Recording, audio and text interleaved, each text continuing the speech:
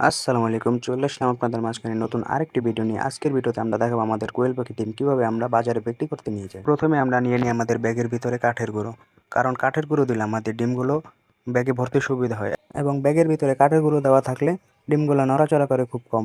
যেহেতু আমরা কোয়েল পাখির বীজ ডিম করি, এই জন্য আমাদের খুব সাবধানতার সাথে কোয়েল পাখির ডিমগুলো নিয়ে যেতে হয়।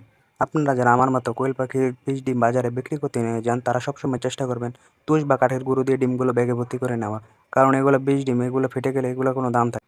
এবং কোয়েল পাখির ডিমগুলো বাজারে নেওয়ার আগে সবসময় ডিমগুলো পরিষ্কার এবং ভালোভাবে গনে ব্যাগে ভরবেন, কারণ এগুলো খুব সাবধানতার সাথে ব্যাগে ভরতে হয়, কারণ একটি ডিম ফেটে গেলে একটি ডিম নষ্ট হয়ে যাবে।